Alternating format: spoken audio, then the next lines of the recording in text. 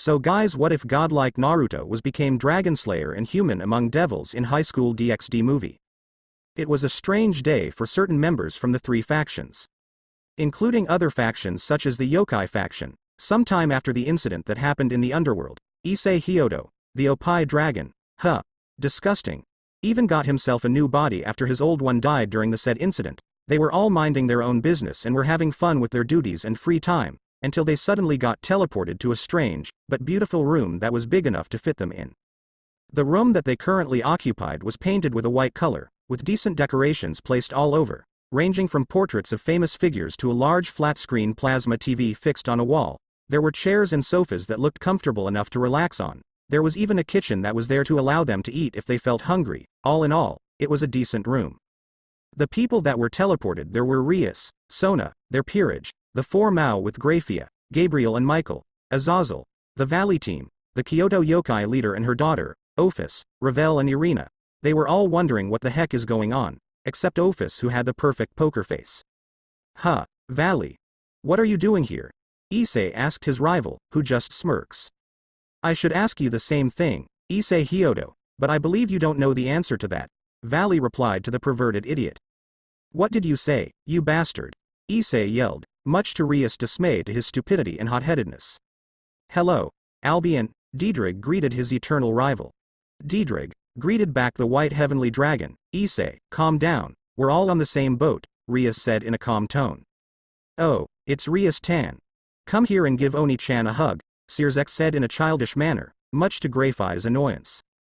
She proceeded to pinch his cheek. Searzek-sama, this is not the time to act like a child, be professional. The leaders of the other factions are here, Grayfia scolded him stoically. OWWW. Grayfia. Why are you being mean? Searzek whined like the child he was, much to the embarrassment of his sister. The others, however, were amused of the couple's antics, except Ravel, whose sweat dropped. Searzek, you never learn, Ajuka said while sighing at the red-haired Mont's behavior. Falbium just stood next to him with a sleepy expression. Yo, Issei, how are you doing? Azazel asked in a laid-back manner. I am fine, Azazel-sensei. Issei replied cheerfully, it takes two perverts to know one another. Should I say super pervert here? Sona-tan. It's good to see you again. Seraphal shouted before she lunged at Sona, catching her in a hug which caused the younger sibling to blush nervously. Oh Oni-sama, please let me go. The others are watching. Sona yelled desperately, which failed as Seraphal didn't let her go. Nope. You're my cute little sister and I want to hug you, Seraphal retorted with childish stubbornness. Xenovia, Asia, it's good to see you again, Michael said to the church duo in a serene and gentle manner. Oh, Michael Ni-san, these two must be the ones that you gave permission to pray again. Hello, my name is Gabriel, it's nice to meet you, the beautiful seraph greeted with an angelic smile. Hi, Gabriel-sama. It's nice to meet the most beautiful woman in heaven in person, said Xenovia and Asia with deep respect in their tone. Hi, Xenovia, Asia, how's it going? Irina greeted her two friends with a smile. Things are well, Irina, Xenovia told her longtime friend. Hello, Irina-san. Asia said in a warm tone, Sharon, it's nice to see you, how's your training? Kuroka asked her younger sister. It's going well, Nei-san, Kaneko replied in a quiet manner, while the two Nekosho were talking. Yusaka was talking to her daughter. Kuno, be nice to everyone here, okay? Yusaka told her daughter. She knew that the little vixen loved to cause trouble, like all kitsune. Hi, Oka-san, Kuno replied cutely, while everyone was talking to each other. There was still the matter at hand. Not that it's bad, but does anyone know why we're here? Ophis asked everyone, which caused them to stop talking. Now that they think of it, why are they here? What brought them to this place? Everyone was silent, until a bright light flashed in the center of the room, causing everyone to cover their eyes. When the light dimmed to nothing, everyone saw a beautiful figure standing there. It was a woman, with long luscious black hair and bright green eyes that held wisdom and power in them. She was dressed in a kimono that screamed divine. She had a great figure. With well-shaped hips, waist, and a good B-cup bust, she's the definition of Japanese beauty. Issei was, of course, looking lecherously at her, which was stopped by a pinch to the cheek by Asia, who pouted at him. What caused the leaders to tense was the dense power radiating from her. It was absolutely massive, much greater than their own combined, on par with Shiva. the god of destruction from the Hindu faction. No doubt that this being was the one who brought them here. Hello, everyone from the three factions and alliance. I am Izanami, the wife of Izanagi, said the woman with a warm smile on her face. Everyone widened their eyes when they heard the words. This woman was from the Shinto faction, a faction that is easily on par with the Hindu faction in terms of power, and the mother of the Shinto Trinity. If this was Izanami, it was wise to not anger her, since she can easily kill them all, except Ophis, despite having a large portion of her powers stolen by Samael. The situation was still tense until Michael spoke to the ancient Japanese goddess. Hello, Izanami Dono. May I ask why you brought us here? Michael asked her kindly. Izanami smiled, and proceeded to answer his question. Of course, the reason why I brought you all here is because I want you all to read a certain book that pertains the events that will happen in an alternate version of this universe. It's about a hero who accidentally came to that universe after defeating a primordial goddess, Izanami explained to them, who had their eyes widened in shock from the information. There were alternate universes, besides their own. A hero who defeated a primordial goddess that came to their world, albeit a different one from theirs. Izanami saw their expressions and proceeded to explain. Don't worry too much. This book will explain what these events are, and it'll help in your understanding of everything you know in your fight against the Chaos Brigade. Who knows? Maybe this hero will arrive in this dimension. Izanami told everyone, who calmed down from the revelations. This was a book about a universe that was similar to their own, so it was interesting to see what those events were. Anything that appears in the book I mentioned will be new to you. I will give you notes that will explain what these are when they appear in the book. If that's all, I'll take my leave. Oh, and don't worry about the outside.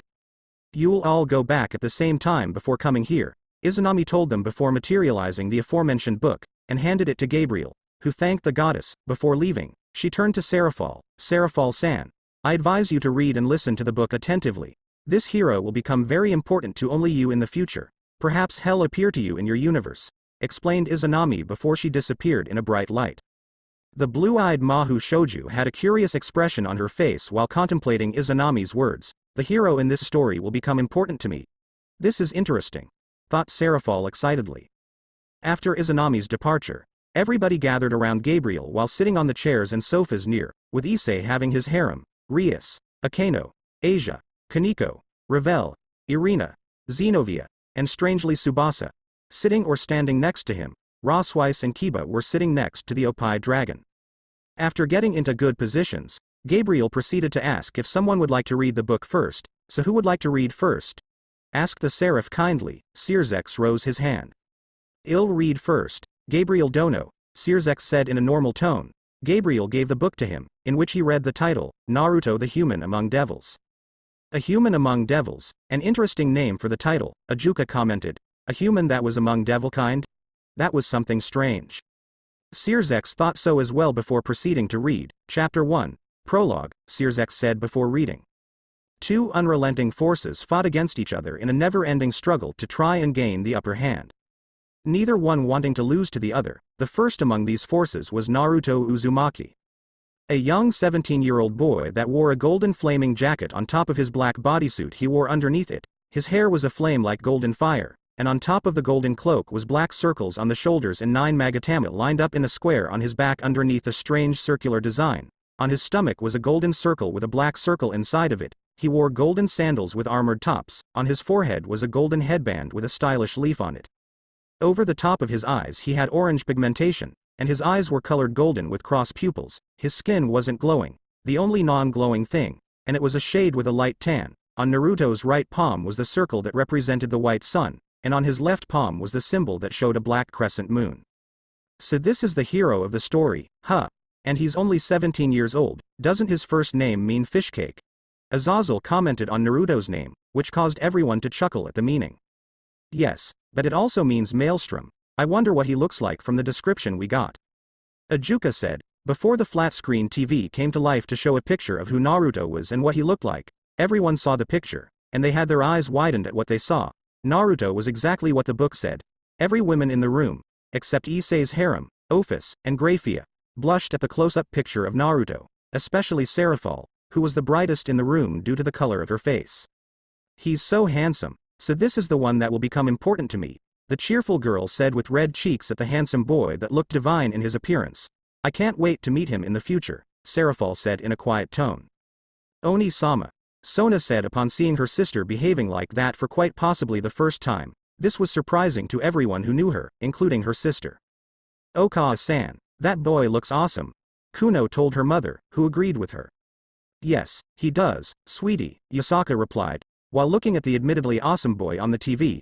I wonder what you'll do, thought the Kyuubi leader with some redness on her cheeks.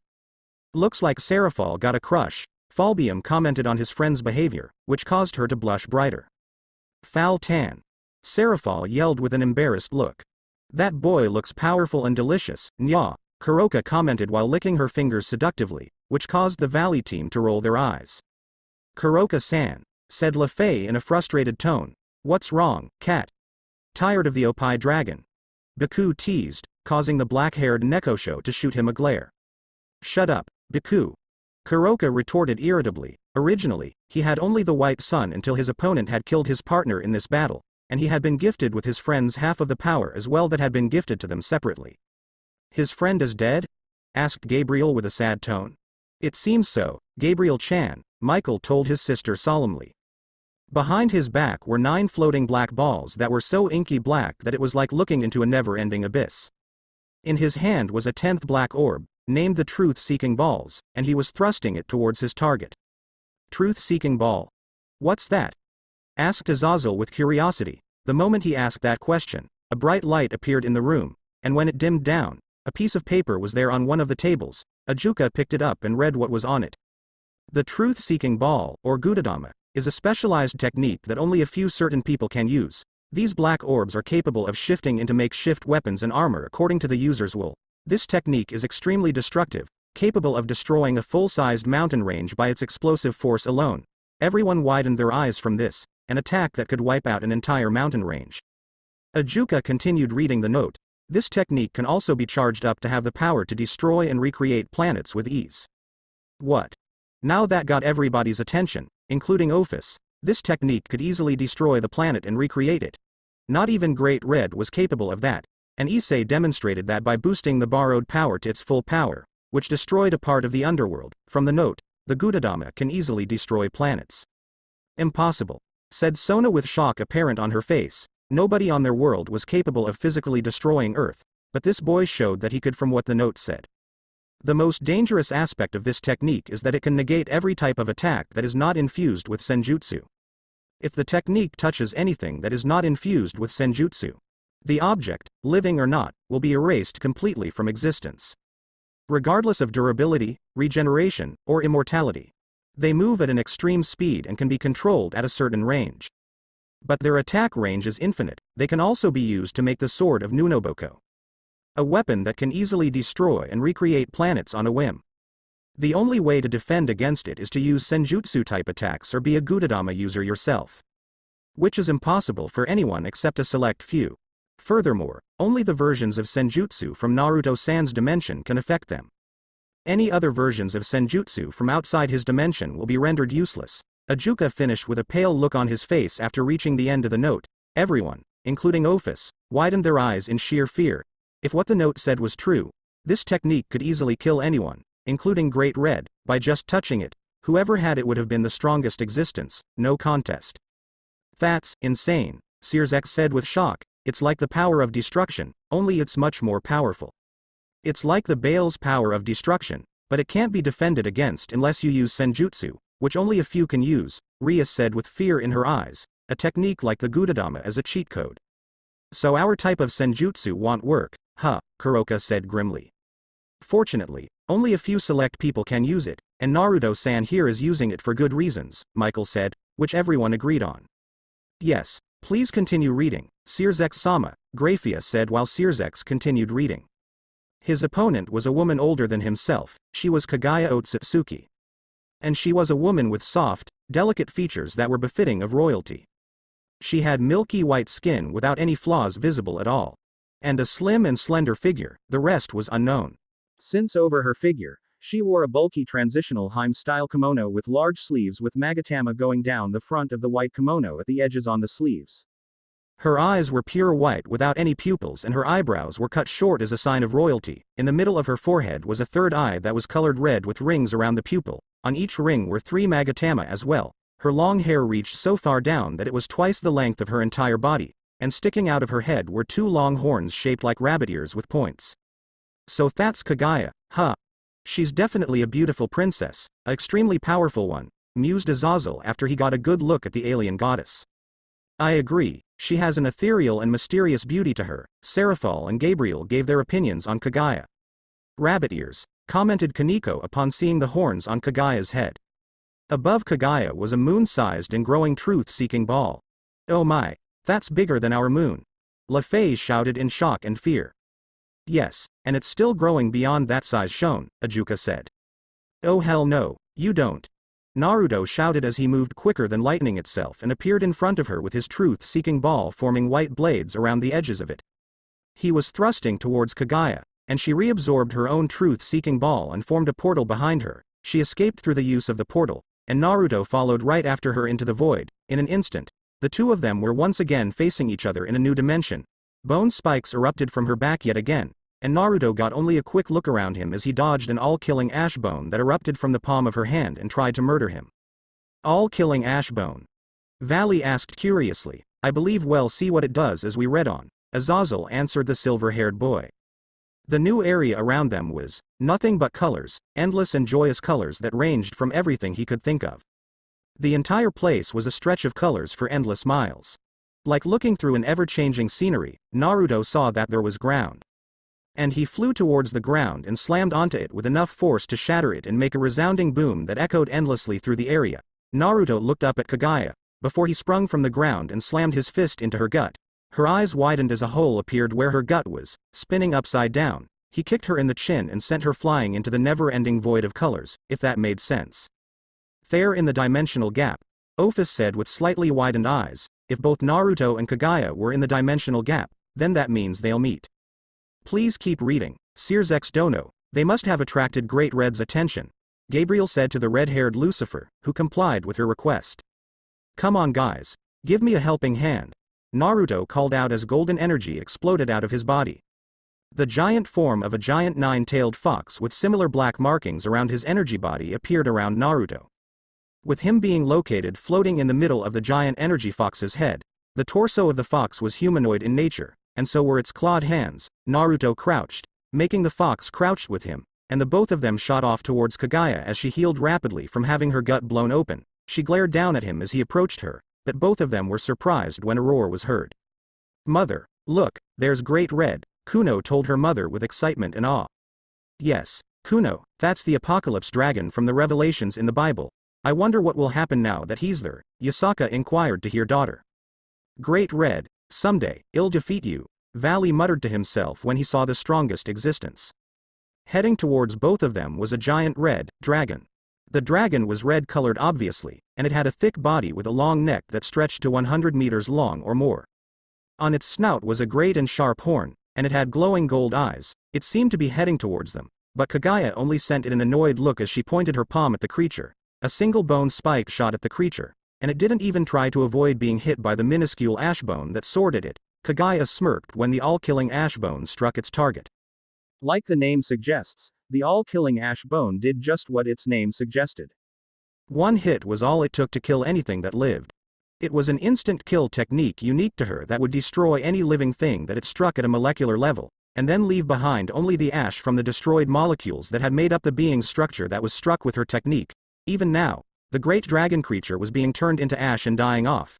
It only lived for a few more seconds, before its body turned into nothing but ash that scattered and flew away. What? Ophis asked with wide eyes that held immense shock in them, and she's not the only one to feel that way. Everyone that read that were shocked beyond comprehension. To see the strongest existence in their world wiped out like he was nothing more than an insect was extremely terrifying, and it didn't look like his killer was even trying. The worst of that was that Great Red wasn't even spared a second glance by Kaguya or Naruto. Impossible. Grayfia muttered in sheer shock and fear when she saw Kaguya killing Great Red easily with a menacing, sinister smirk on her beautiful face. Sears, Seraphal, Gabriel and everyone else were downright shocked and terrified when they realized that Great Red was now nothing more than a pile of ash. The strongest existence in our world, just killed off like he was nothing. Issei cried out in sheer fear when he saw the immense ease that Kaguya gave when she killed Great Red. Not even Ophis could beat Great Red on her own, and this primordial goddess did that effortlessly. If this woman were to appear in their home dimension, everyone felt a deadly chill travel down their spines from thinking that.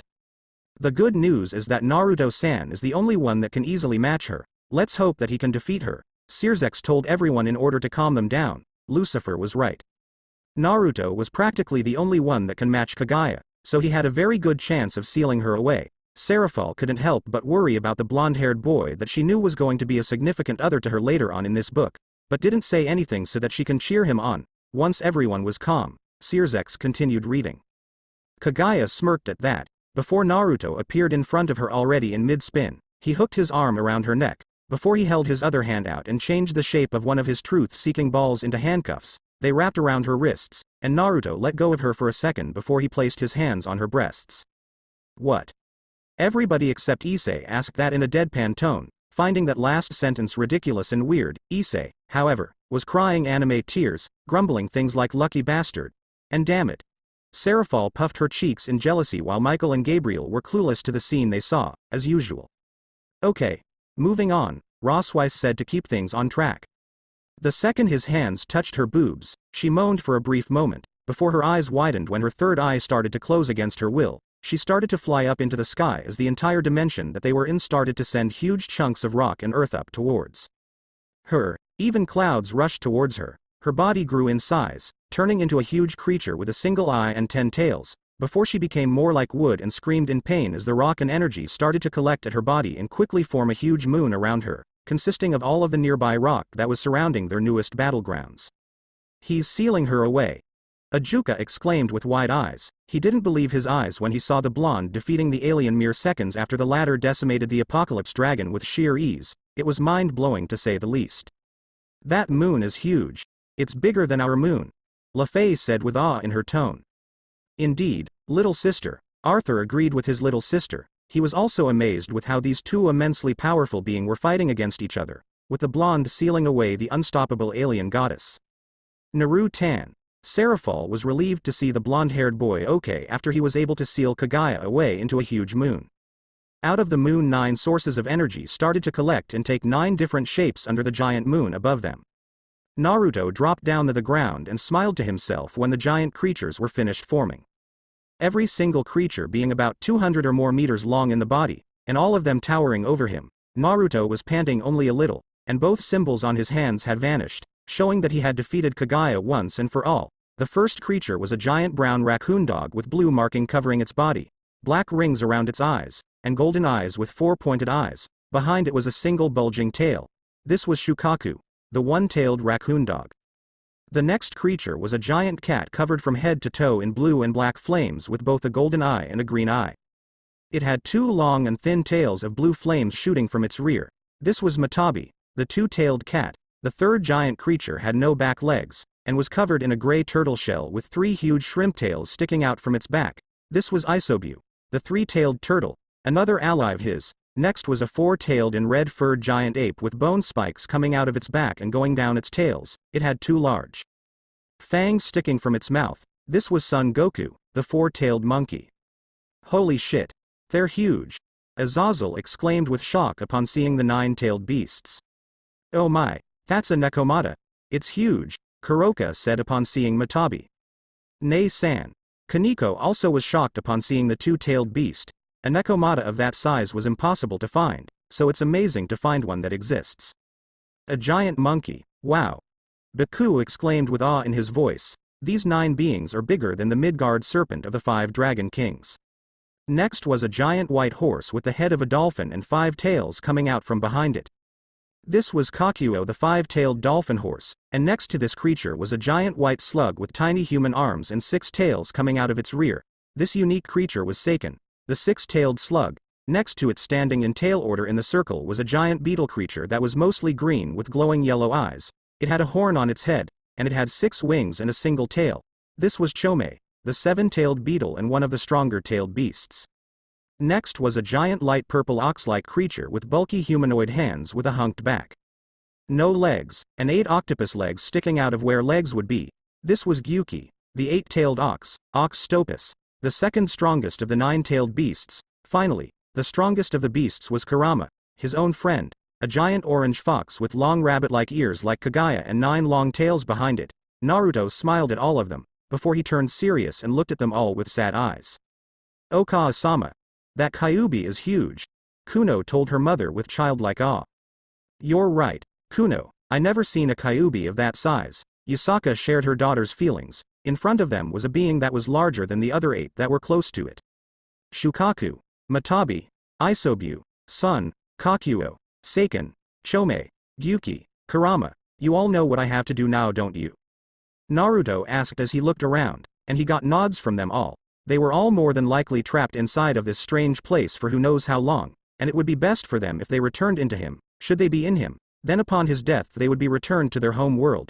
It would require him sealing all of them inside of him and recombining with their fragments that they had left in him. Naruto no.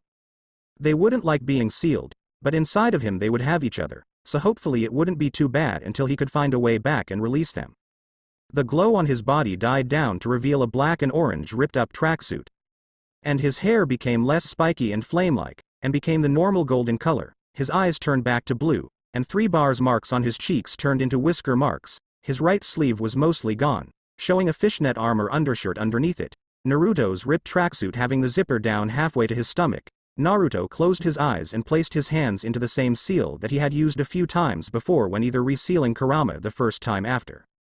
They fought each other, and the one that he had seen Obito used to seal the 10 tails inside of himself. 10 tails? Searzex asked curiously. It must be something related to those 9 beings that we saw being sealed into Naruto-san. Gabriel speculated. This brought curious questions about what the Jubi was, but not at the moment. In a swirling fashion, all of the tailed beasts were absorbed into his body one by one as he closed his eyes tighter. Naruto hated having to do this to them, but this way they would only have to wait a short while before they were. Naruto groaned and held his stomach for a moment in pain. Naruto felt similar to how he was when he was being summoned by somebody else, but this time instead of an instant pull Naruto could feel this place refusing to let go of him. Naruto felt like throwing up with how he was being both pulled back to possibly his home dimension, and being pulled to stay in this new one. Naruto felt like he was going to be split any second now. Naru-tan. Seraphol shouted in worry for the one that already held a special place in her heart. She didn't want to see him suffer. Nei-sama. Sona muttered in shock from seeing her big sister acting like this. From what she saw, the purple-eyed heiress knew that this boy will be a very important loved one for her sister. Seraphol-sama, please calm down. Naruto-san is going to be fine, Rias told the Mahu Shouju in a soft tone. Cracks in space started to appear around him, even time being fractured by the summoning in this world fighting over who got to keep him. Naruto held his hand out, and slowly a fast-spinning maelstrom of golden energy appeared in his hands that was the same size as his head. The sphere of chakra started to spin faster and faster, before Naruto thrust it forward at the cracks in space and time, before he shattered the boundaries between the two and opened up his own portal out of this place. Naruto groaned as he jumped through the portal and felt all of that tension vanish from his body the second his feet landed on grass. Naruto looked behind him, before he held his hands at the open space. Kaguya was inside of that dimension. It would be better to just seal it off completely. Naruto held his hand over the crack, before he twisted it and the dimension itself seemed to close up to everything around it. Naruto grinned at how he completely and utterly sealed off not only Kaguya, but that strange dimension from anyone that would like to enter it. He hadn't sensed a single living thing inside of that place after the death of the dragon-looking creature, so he didn't feel bad about making sure that nothing would ever be able to enter that dimension ever again, though, with Kaguya being in there he couldn't risk anyone ever going inside of there anyway. He sealed the dimensional gap away, Ophis said with shock in her eyes. She knew that it was so that Kaguya could not escape from the gap, but she didn't know how her alternate self will react from that. That would mean that no one is going to have access to the dimensional gap anymore, Michael said solemnly. This is going to be a major headache, Ajuka and Falbium said tiredly. Naruto thanked the Sage of Six Paths for giving him the knowledge about how to seal away things. And the ability to do it. Naruto grinned to himself, feeling giddy that he had done something so awesome after days and days of constant fighting against Kaguya. That was right. This wasn't the first day in a row that he had fought her after the death of his partner Sasuke. Naruto had ended up fighting Kaguya for an entire 3 days after that, with today being the very last day that he had taken to seal her away. Along the way, Kaguya had destroyed over 17 different worlds that their battles had taken place at, and he felt bad about that. Even though many of the worlds had no sentient life on them, Kaguya had destroyed every single one and replaced it with a new world in its place that was filled to the brim with chakra. Over 17 worlds. Everyone, except Ophis, shouted in shock once they heard that piece of information. That would make Kaguya a planet buster. Thank God. Any devil nearby had a small headache from thinking that she was sealed away. He had been able to use that chakra to empower himself and keep himself going even longer than he normally could. Naruto grinned to himself, before he placed his hands behind his head and fell back onto the ground with a sigh of relief. Naruto suddenly felt tired, after days of fighting. Even though he had full chakra after resealing the tailed beasts into himself, he was on maybe his 4th or 5th day of no sleep after all, so closing his eyes Naruto allowed sleep to take him away. If anyone tried to wake him up, he would stick his foot in their ass. He deserved this rest. And that's the end of the chapter, Sirzex said after reading the last sentence. Who'll read the next chapter? Akano asked. Let me, Sirzex. Michael requested the Lucifer, who complied. This was the source of that massive source of power? A silver-haired woman in her early 20s with startling silver eyes and fair skin asked as she looked down at the sleeping Naruto on the grass. She was wearing a standard maid's clothing in blue and white, and on top of her head was a maid's head dress. She had her long hair in braid, and her body was very voluptuous. She was a slim waist with good hips and far above average breasts that almost burst from her uniform. She radiated a power that seemed to give off a cold in nature appearance. Even if it was unseen by those around them, it could be felt though.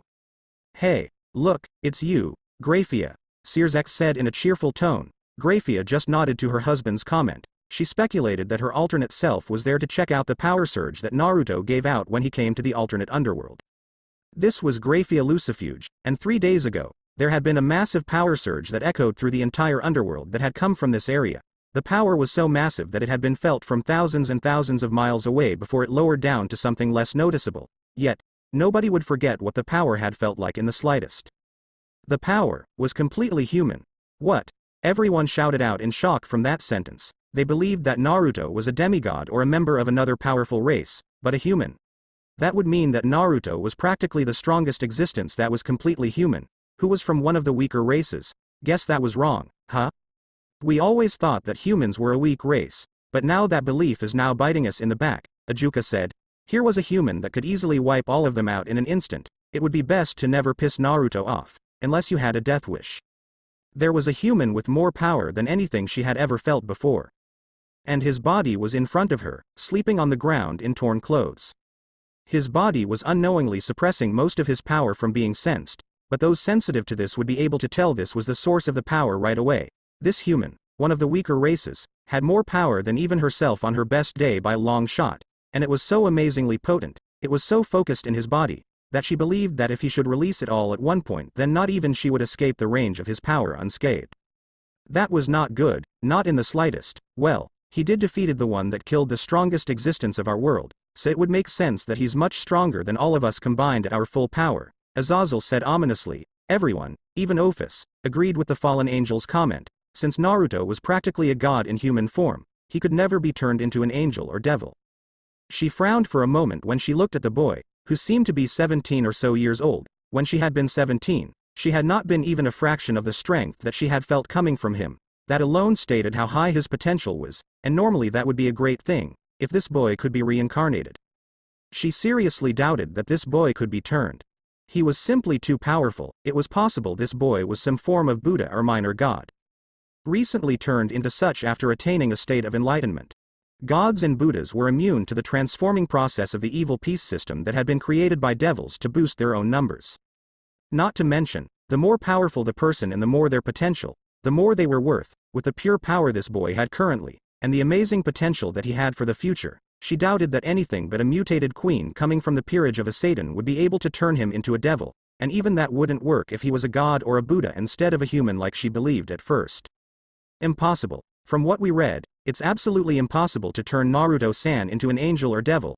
I doubt that a mutated queen from a Satan will be able to turn him. He's just that much stronger than all of us, despite being human, Sirzex said in a serious tone. Everybody agreed with the red-haired Mon's comment. From the previous chapter, it would be very foolish to try and turn Naruto into a devil or angel, unless you want to die. Yes, from what the other Grayfia-san said, Naruto-san is too powerful to even try to turn him into a devil or angel, Gabriel said, which the silver-haired maid agreed with. Summoning her magic, Blue eyes snapped open and there was a blur of motion in which Grayfia was slammed into by a massive amount of force that grabbed her by the throat. She gagged at the pressure, before she grunted when she was slammed into the ground by the blue eyes blur. She felt something sit on her gut in the second that she could have reacted, and looking up she noticed that the boy was holding his fist up in a position like he was groping something, with a golden yellow sphere of spinning energy in his hands. In that 1 second that this had happened, Grayfia was still having trouble forming words, because of the hand choking her to death. Never provoke him ever, Grayfia, Searzek said to his wife in a serious tone upon seeing Naruto subduing his wife's counterpart very easily. He didn't want anyone, including his wife, to try fighting the blonde, as that was just asking for a death sentence. Hi, Searzek-sama, Grayfia replied to her master and husband. Seeing the sheer ease of Naruto subduing her counterpart was enough to make her sweat in dread. She made a mental note to never provoke him in any way that would set him off. Everyone else also made the same mental note as her, not wanting to die instantly. A white circle appeared under both of them, and she grunted and was forced into losing control over her magic when the blonde-haired boy slugged her in the face, right in the eye hard enough to actually daze her of all people. It felt like she had just been smashed into by enough force to shatter steel, which was harder than rock by a good amount. Gulp. Everyone, except Ophis, swallowed nervously when they read about Naruto's physical strength. They did not want to be on the receiving end of those punches, unless they wanted to suffer from shattered bones and ruptured organs. He could easily shatter steel. Incredible, Seraphol said in awe at the blonde's physical strength, though she was suspicious about why the other Grayfia was about to summon her magic. Huh? Naruto questioned when he blinked and realized what was going on. Grayfia saw him look down at her with a sheepish expression, before he stood up from her and offered her a hand to help her up. She didn't accept the hand and stood up on her own. Sorry about that, I sensed something and thought I was being attacked, Naruto said with a true apologetic tone to his voice. To be very forgiving to someone that was about to attack him, this boy has a pure soul, Michael whispered to himself. I am Grayfia Lucifuge, maid of the household of Gremory. I apologize for the rough meetings, but a few days ago a large disturbance was sensed in this area when a power that radiated through the underworld appeared. I was sent to find out what had been the cause of it, and I found you sleeping here. Grayfia introduced herself formally, finding his explanation on why he attacked her to be one that she could forgive rather easily. It was her activating her powers that had caused him to attack her in the first place, so she was at fault for activating her powers in front of a ninja? Anyone would fight back when they sensed that they're being attacked for no reason, Rosweiss commented. She saw that the other Grayfia was about to attack Naruto. Despite the blonde being asleep, did the maid try to wake him up? Nope. From his clothes, disregarding the orange, he was dressed in the clothes that one would expect of a ninja. He had a weapons pouch at his thigh and behind, was wearing a light but durable ninja wire mesh shirt underneath his shirt, and his shoes were traditional ninja wear. A ninja god. Yes, that will be his title. Seraphol exclaimed with childish excitement, causing everyone to roll their eyes. Sona, however, just groaned in embarrassment. Not to mention he was able to hide almost all of his massive power without being detected as much without him flaring it. He had been faster than her in that split second. She couldn't explain the inhuman strength away, since his body didn't suggest that kind of muscle strength, but her rapidly blackening eye was going to need magic to heal it soon before it swelled shut. Damn, that eye looks like it'll need healing soon, Baku commented. You have a weird name. Who names their kid something that has fudge in it? Naruto questioned with a scratch of his chin. Fudge, that's quite funny, Ophis said with amusement in her voice from Naruto insulting the maid's last name. Everyone chuckled at that, except Grayfia, whose eyes twitched at the insult. She was able to retain her composure after a few seconds. My name is Lucifuge Grayfia, maid of the household of Gremory. Where I am from, speaking one's given name first is the normal form of greeting, with family name second, Grayfia corrected without giving away any emotion that suggested that she was angry about him unknowingly mocking her last name. Oh, then I am Naruto Uzumaki, Naruto being a given name, just call me Naruto, or the awesome Toad Sage Naruto of Mount Myoboku, or Super Sage of the Six Paths Naruto Uzumaki the Handsome, the man that conquers gods, Naruto said, bragging about himself in a way to show that he was maintaining his self-confidence even though by his own hands he sealed himself away from being summoned back to his own world. He couldn't risk Kaguya getting out, so sealing off this dimension from those farther away from it had been the best choice of action. Man that conquers gods, quite a fitting title since he defeated Kaguya, who easily killed Great Red, Arthur said with everyone agreeing to that with a nod. That was a good title for Naruto. Sasuke's death had released the infinite Tsukiyomi, so there was nothing to worry about. Conquers gods? Even with your power, I find that hard to believe, Grayfia said, trying to find out anything that she could about this boy. Are you stupid? He defeated the woman that killed the true dragon, and your other self didn't believe him. Couldn't she feel his power? Seraphol shouted in an angry tone to Grayfia, who was taken aback at the Leviathan's tone. Forgive me, Seraphol-sama, but I think that news about Lord Naruto defeating Kaguya was not known to anyone yet, including my counterpart, since he just arrived there for a few days, said the maid to the Mahu Shoju, who calmed down with a huff. Hey. Screw you. Kaguya and I were fighting for days, and I just defeated her, a few days ago when she killed that giant red dragon thing that interrupted us. Naruto yelled at her for being disbelieving about his claims. Grayfia's eyes widened greatly though when she heard that sentence that he spoke. This Kaguya woman defeated the Great Red, the true dragon. After days of fighting this boy, and this boy defeated that woman. Who killed the strongest being in existence, that alone placed this boy as the strongest being in existence for defeating the one that defeated the strongest existence. She could read his micro-expressions and everything this boy was saying was completely true, otherwise she wouldn't have believed him, but she knew that if this boy was right, then it would be best to not push him. Her earlier thoughts about him being unable to be turned would be correct, meaning that here was a human that could wipe out the devils as a race if he wanted to, and there would be nothing they could do against him. A rule to always follow. Never piss him off, ever. Issei said with dread in his voice, which was shared with everyone else, except Ophis who just didn't care. One bad slight against the blonde, and they could kiss their lives goodbye. Don't forget that he is immune to being turned since he's too powerful, Lefei reminded. It was simply horrifying that so much power was laying in wait inside of such a young boy. She hid her expressions though with only her eyes being what changed, and she looked at him and gave him a light bow. I believe you, Lord Naruto, if I may ask, how old are you? Grayfia asked in as respectful a tone as possible, unless this mighty being smite her where she stood. Naruto on the other hand was shocked that this woman bowed to him all of a sudden. Even a benevolent person will kill someone if he is annoyed enough, Azazel said. You didn't want to make someone that was much stronger than you angry. I turned 17 a few days, or maybe a week ago I guess. Do you have any food on you? I am hungry, really hungry, Naruto said as he rubbed his empty belly. He hadn't eaten since the day before his birthday, and he battled Kaguya for about 4 days straight with no rest or food, and he was asleep for 3 days, so yeah, he had gone a week without eating anything. Naruto groaned in pain at the growling of his stomach, and Grayfia sighed in relief. He's an idiot, Ophis said bluntly, which everyone agreed with. The second after he was attacked by the maid, he asked her for food? That was stupid. The boy was a complete idiot, which was actually a comforting thought. If the first thing he asked of her was food after she tried to kill him, which she did try to do, then the boy was either too trusting or he knew that her poisons would work on him, which they more than likely would. Not. Seeing as she could feel the massive amount of pure life force inside of him, she had little doubt he had some supernatural way to heal himself of sickness or injury even if she did poison his food, and she had only tried to kill him because she thought that he was a threat, which he both was and wasn't. This boy didn't seem the type to attack people without reason, so without giving him a reason to attack, he wouldn't attack. Hey. Why would your other self try to kill him, Grayfia?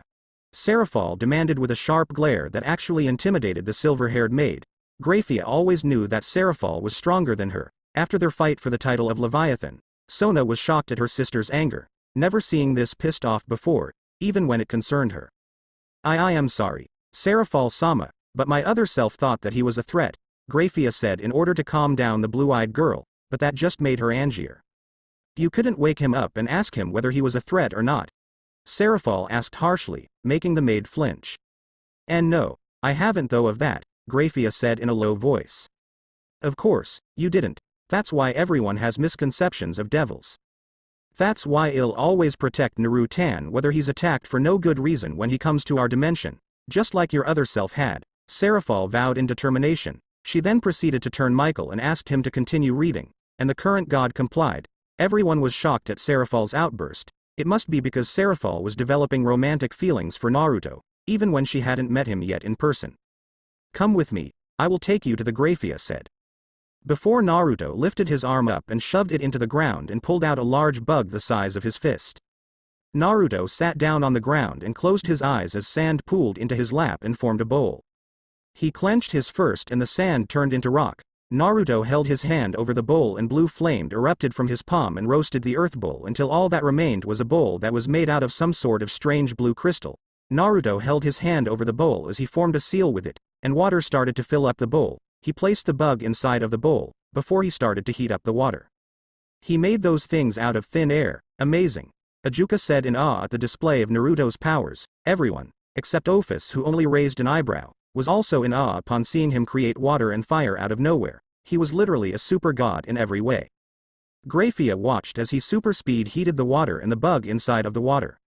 Turning the large bug inside a steam-cooked meal, Naruto closed his eyes and reached into the ground again.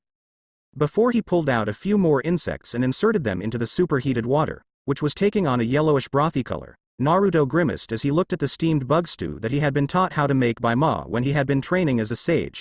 Well taught was a strong word. Instead he learned by watching her do something similar. Grayfia was surprised when Naruto gripped his fist and chopsticks made out of coral appeared. What the hell is that? Bug stew. Ew. Kuroka shouted out in disgust upon seeing the contents of the bowl. Everyone, except Office and the two angelic siblings, had green faces upon seeing that. No one wanted to eat that, even when they starved to death. Never mind. I am good here, and now that you know I caused that thing, you can go away. I need to get to making a home out here, Naruto said as he started chow down on the food with a visible grimace on his face. Issei, Saji, and Biku gagged upon seeing Naruto eat the disgusting bug soup. I can fix you something to eat back at the Gremory estate. And should your impression be to their liking, I am sure that you will be welcomed there, Grayfia told him, finishing what she would have said before. Naruto looked at his bugs, before he stood up and threw them as far away as possible. He only got them because he was sure that this high-class lady wouldn't actually give him food. Now that was a possibility, he was going to eat people food instead of big bugs that he fished out of the ground like a bird would worms.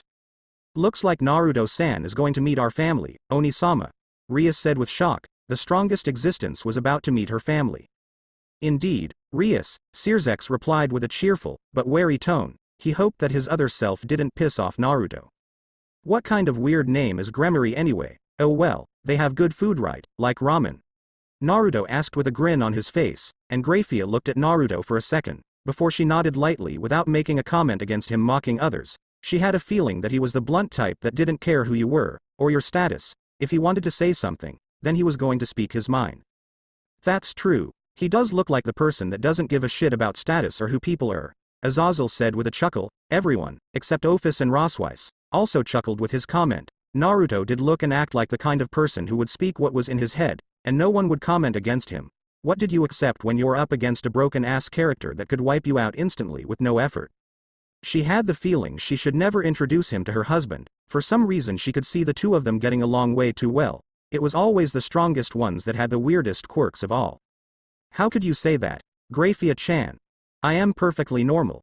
Sirzex cried childishly with anime-style tears coming out of his eyes. Everybody, except Office, Kuroka, Michael, Gabriel, and Biku, sweat dropped at the Mon's behavior.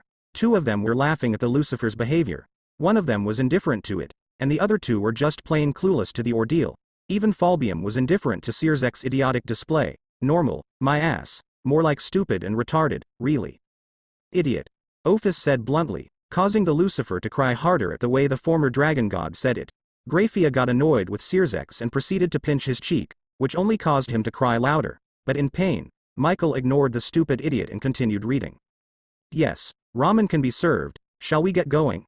Grayfia asked with a lighter bow than before, and Naruto shrugged. It wasn't like he had any plans of his own right now, other than build his own house. Naruto saw a white circle appear under both of them, and he could feel the same pull of being summoned. Naruto let himself be teleported away with Grayfia, but Naruto grinned to himself even as he was being teleported. Free food, here he comes. And that's the end of the chapter, Michael said after finishing the last sentence. Naru-tan. Seraphal thought to herself. She knew that she was acting strangely, but she couldn't help it. Naruto was growing on her the more they read the book, and she would be damned if someone were to try to hurt him when he arrives to her dimension. She would attack anyone who tried to do so, even Grayfia, despite being friends with her. The numb hero? I wonder if it refers to Naruto-san and his emotional state? Asked Arthur with a raised eyebrow. No one knew the answer to his question, but they thought that the title was related to Naruto. Father, mother, what is going on? A young red-haired girl asked in shock when she and her entire group of friends, allies, her peerage, shook on their knees at the presence of a huge amount of energy inside of the castle she lived in. She was about 17 years old, and she had a slim and slender hourglass figure with very large breasts and long blood-red hair that fell down her fair-skinned back. She was wearing a dark red dress that she was instructed to wear for special occasions, such as meeting an important person that came. "Look, it's you, Rias," Issei said upon seeing the figure of his beautiful fiancée. She looked very sexy in that dress. "It is," Rias muttered in shock upon seeing her counterpart. In front of her were her mother and father, with her father being a man looking to be in his early 30s with a like hair that was of the same general style. Wearing a white suit, he had red hair on his chin. And both he and his daughter had bright blue eyes. He seemed to be sweating more than a little as well. Unlike her, who was extremely nervous and almost on her knees and on the brink of vomiting from the largest amount of pure, raw energy that she was feeling crashing over her shoulders and pushing her to the ground, she was sweating enough for it to be noticeable, and the castle itself was forming thousands of cracks on the walls as well as cracks on the floor. Small bits of marble and stone were also floating in the air. "Looks like everyone is having a hard time standing up against Naruto-san's power," Falbium commented lazily. "Not only that, but his power alone is causing cracks to appear on both the floor and walls," Gabriel said with awe. The amount of power she was feeling was staggering. "Well, he is the strongest existence now, so it's not that surprising," Kuroka said with a huff. "Kuroka-san, please give them a break, they haven't even met Naruto-sama yet," LaFay told the black-haired bombshell, who just huffed at the magician.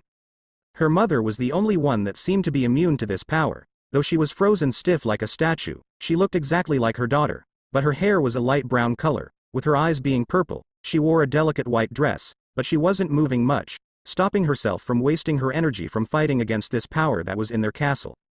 "Even Lady Gremory knows that it's pointless to fight against the pressure," Ajuka commented upon seeing Venelana's frozen state. These people were Rias Gremory, Lord Gremory, and Lady Gremory of the noble Gremory family. "Hey, where's my counterpart? I want to appear too," whined Sirzex childishly, causing most of the group to sigh at the red-haired Mon's behavior. "This is one of the people that I want to fight," Valley asked with a sweat drop when he saw Grayfia pinch her husband's cheek to subdue his tantrum and keep him quiet. "Ridiculous, is it not? Please read on," Azazel-sama, the silver-haired maid, requested to the fallen angel, who complied. Behind Rias were her peerage members, the servants that she had reincarnated into devils. Directly behind her was the queen of her peerage, Akeno Himejima, a young girl the same age as Rias, though was shorter than her, but with the same hourglass figure, and bigger breasts that looked to be at an almost unreal level. "Humph." Rias huffed indignantly at that, causing Akeno to smirk at her king's reaction. "Era. What's wrong, Rias? You look like you're jealous," teased the black-haired girl. "Shut up," snapped the red-haired girl with a pout. She had long black hair done up with a ponytail, and she wore the traditional clothing of a shrine maiden at the moment. She had a blush on her face at the moment, this unrelenting power crashing over her like the rest, but also, turning her on. Her violet eyes burned holes through the walls as she tried to find the source of the power that was slowly crushing her to death. "I hope that you're not planning on pursuing Naruto, Akeno," Seraphol said darkly, shooting a venomous glare at the fallen angel, devil hybrid that caused the sadist to sweat in fear from the look. "And no, Seraphol-sama," Akeno reassured fearfully. This was the first time that anyone saw Seraphol act sinisterly, and it was scary. It was more frightening than Grayfia. "Good, if you did, I would have to freeze you until you're nothing but a giant popsicle," the Mahu Shoju said cheerfully with a dark smile that sent chills down Akeno's spine, who nodded frantically. "Oh okay, moving on," Azazel continued on reading the book. Behind her were two others, the first being a young male that looked to be 16 years old with bright platinum blonde hair and striking blue eyes. He wore the white robes of a prince and had the looks to pull off the look as well. His hair was lightly spiked, but right now it was pulled back and gelled to keep it in a formal state. He also had a mole under his left eye. This was the knight of Rias Gremory, Yuto Kiba, and he was not looking forward to meeting the thing that was causing this huge amount of power to push him to his knees. "You don't want to fight Naruto-san, ever," Baku commented upon seeing Yuto's counterpart's haggard state. Everyone agreed with Sun Wukong's descendant, knowing that fighting Naruto was akin to suicide. You would always lose to the blonde, no questions asked. "You look handsome, Yuto-kun," Tsubaki, Sona's queen, commented with a blush on her face when she saw the boy's counterpart's appearance. She had a crush on the blonde-haired pretty boy ever since he defeated her during their master's rating game. "Thank you, Tsubaki-san," Yuto thanked the bespectacled girl with a smile, causing her to blush brightly at the compliment.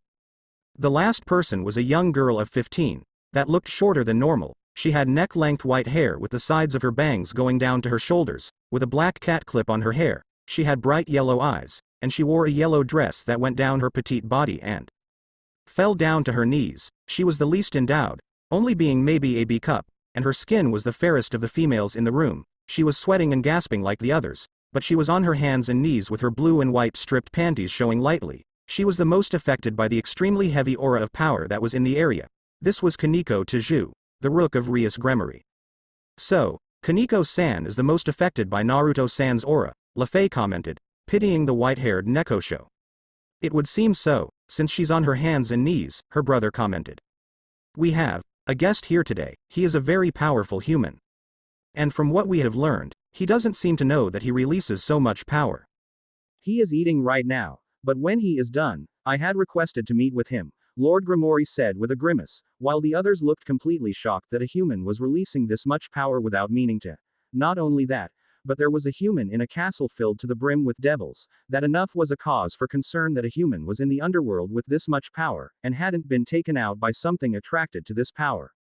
Again, it's impossible to kill Naruto-san since he's stronger than anyone in this room, Michael commented. How? How? Rias asked with wide eyes as the power seemed to get a little more dense and they started to sense it more clearly. It would seem that a godslayer has descended to the underworld by mistake, so please, do not do anything to offend him. My daughter, Venelana Gremory, also known as Lady Gremory, told her daughter with a slightly strict look on her face. She was extremely nervous, not having met this mysterious presence in their home yet. She would consider it rude of this man to not show himself to them first, but the fact that they couldn't risk offending him and forcing him to do so was even more apparent. It's stupid to force someone that is much stronger than you to do something that will only get you killed, Azazel said seriously before he continued reading. A god slayer, does he have a Longinus? Rias asked when she regained some of her composure. He isn't from our universe, so of course he doesn't have a Longinus, Yusaka commented. No, Grayfia sent back a message. This boy, Naruto Uzumaki, has zero sacred gear presence inside of him. The boy is purely human, but unlike anything she has ever seen, so please do nothing that might offend him. This is a great chance for our family, if all goes well.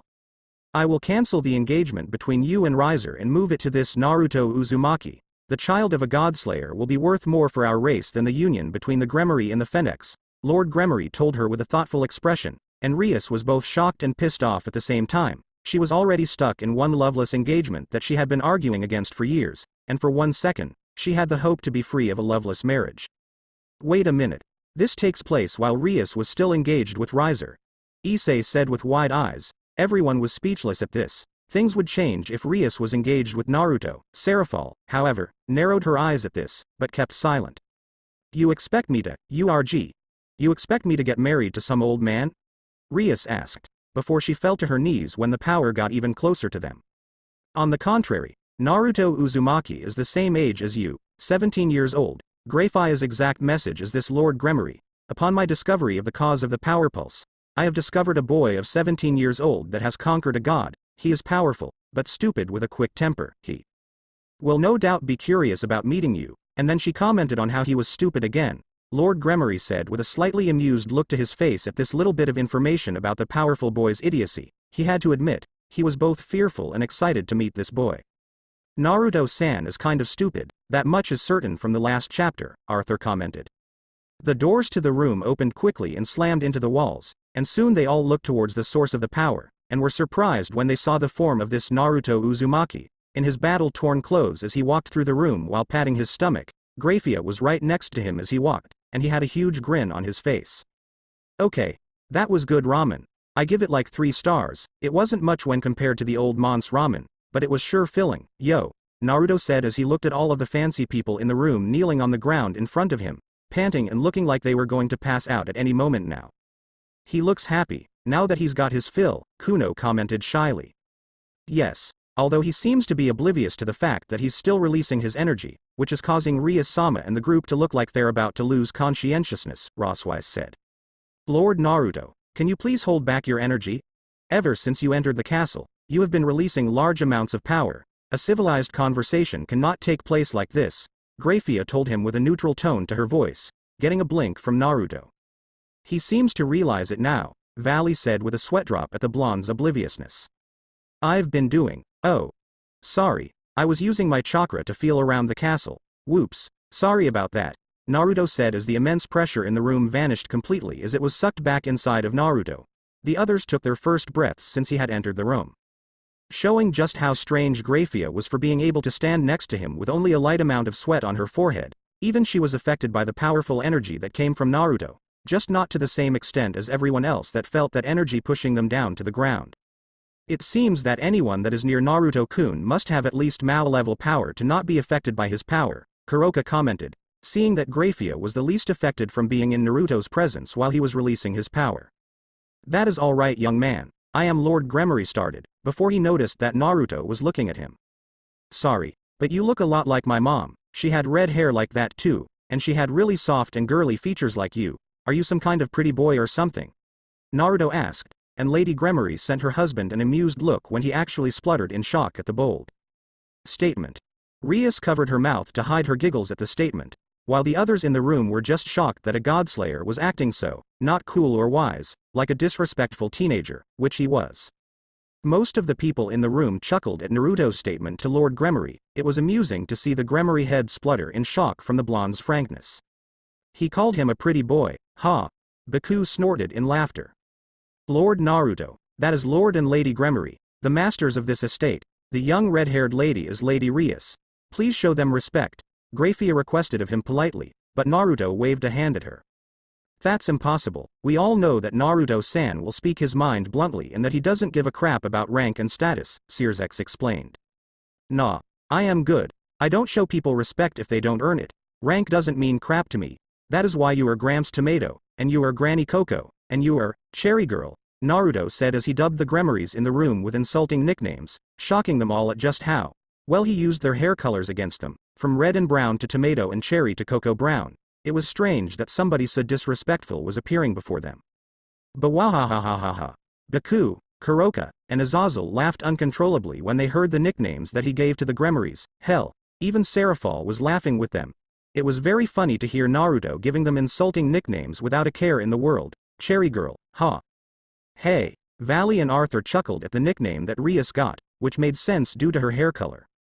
Cherry Girl, ha, Ophis said with an amused smile on her face while pointing at Rias, whose face was red with embarrassment. Stop laughing at me.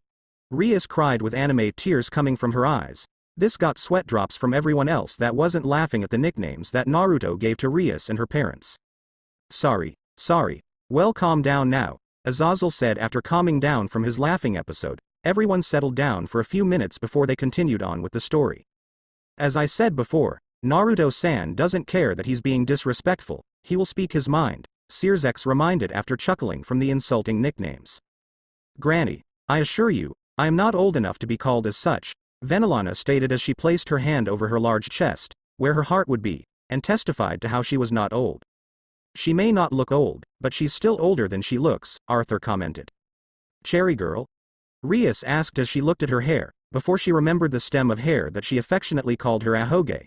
It did sort of look like the long stem to a cherry, and with her face and hair making the resemblance more uncanny, she could understand where the name was coming from. Your counterpart seems to handle her nickname better than you, Switch Princess, Baku mocked the Gremory heiress, who could only glare at the monkey yokai childishly. Yeah. I mean, you look delicious like a cherry, and I hate tomatoes. I like cherries when they are on top of ice cream even more. I mean, you are really cute, but I don't want to. I mean I would because you are really pretty but, you're sexy and all, like a cherry. Wait, cherries aren't sexy. Well I guess they would be. What was I talking about?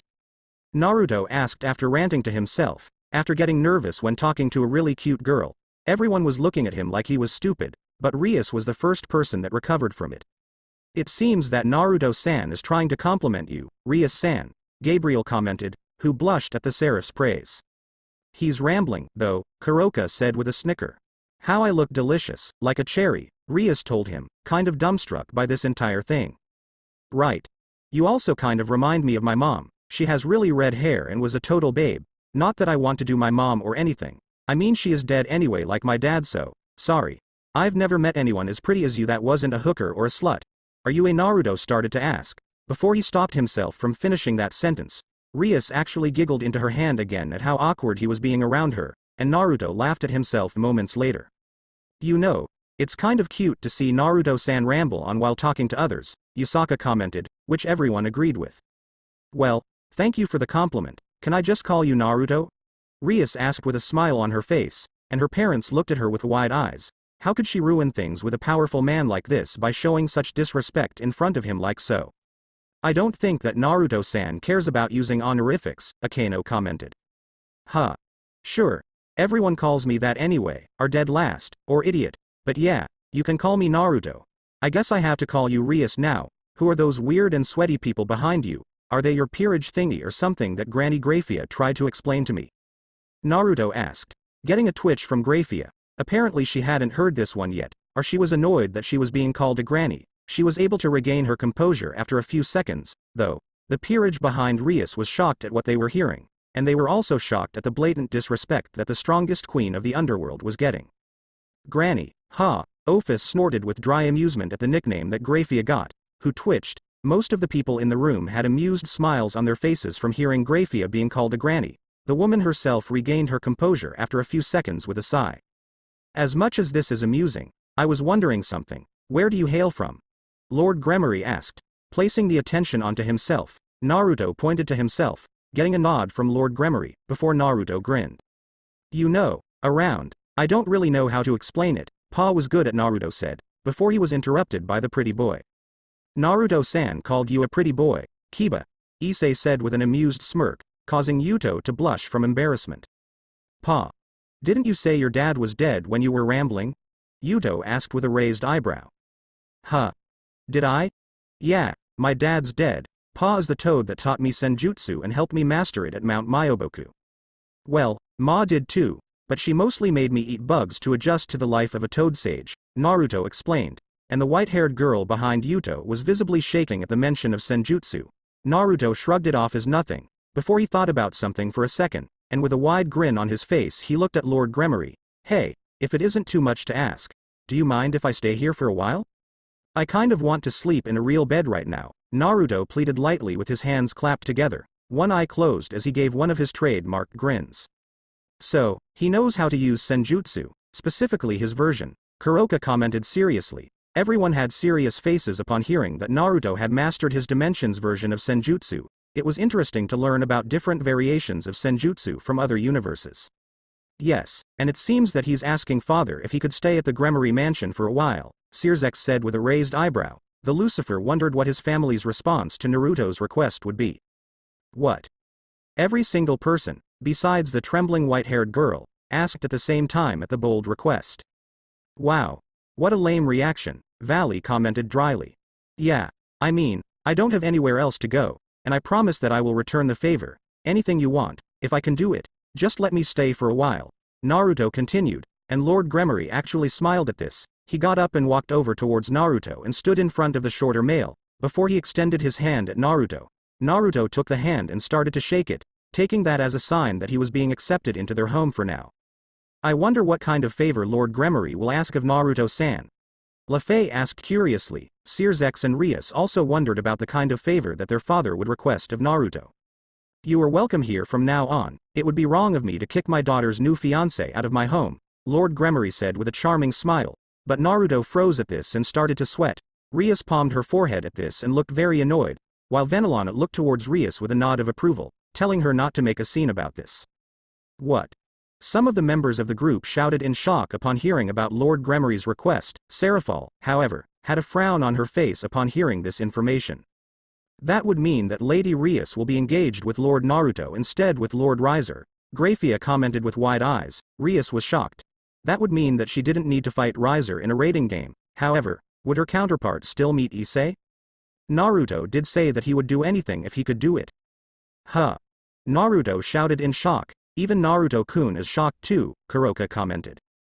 It is simple. In our agreement, you said you would do anything in your power to return the favor in exchange for me allowing you to stay at our home. Well, I wish for you to marry my daughter, Rias Gremory. I can see nothing but a bright future ahead of you, and you seem like a good-hearted young lad, Lord Gremory said with a smile on his face, and Naruto's jaw dropped at how casual this entire thing was going at this point. Naruto looked at the hand that he used to shake and agree to this entire thing, before he looked up at the ceiling. Well, he did say that he would return the favor, but it's still surprising to see that Ria-sama will be engaged with him, Rosweiss commented with wide eyes. Fuck you Sasuke, pervy sage. Mom, I know this is somehow all your fault. Damn, I need to read the fine print before agreeing to this crap, Naruto said with a grimace, but he made no motion against this either. He always kept his promises, and never went back on an agreement. He never goes back on his promises, Ajuka commented on the boy's determination to keep the promises that he made to others. It was a trait that was rarely found in anyone that the Mao knew. You are accepting this quite easily, Lord Naruto, Grayfia commented, and Naruto nodded before he rubbed his shoulder. In the last week, I turned 17, met my zombified dad. Fought and cut a god tree in half, met a ninja god. Fought a guy that had freaky powers, had tons of my friends die.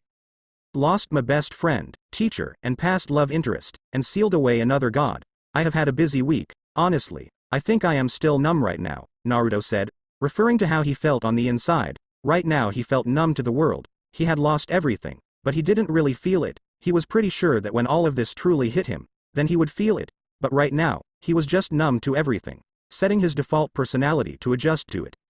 Naruto-tan, Seraphol said sadly when she heard that Naruto had lost everything after his battle with Kaguya, from his family to his friends. He couldn't even return to his home dimension either.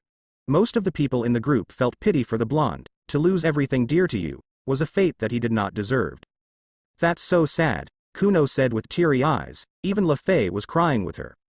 Oh, I didn't know, Lord Gremory said with a frown on his face, honestly not sure if he could go through with this now. While the others felt pity for the boy, Naruto rubbed the back of his head sheepishly, before he yawned. It's no big deal Gramps, though when it all hits me, I guess being numb is a good thing, Naruto said with an awkward smile, and he got sad looks from everyone in the room that could somewhat understand what he was going through to some degree, some more than others. Naruto yawned again, before he turned around and started to walk away. Naruto-tan, when you come to our dimension, I'll take good care of you, you deserve more than this, Seraphol thought with determination in her eyes. She was developing genuine romantic feelings for Naruto as they continued to read the story. The Leviathan wondered if her counterpart would develop the same feelings as her. She hoped so. He was going to find a room to sleep in so that he could enjoy a week of uninterrupted sleep that he should be enjoying. He really deserved it. And that's the end of the chapter, Azazel said. It's sad that Naruto-san has lost the people he cared for, Gabriel commented with a sad smile. That's true. I wonder what will happen now that Naruto-san is engaged with Rias.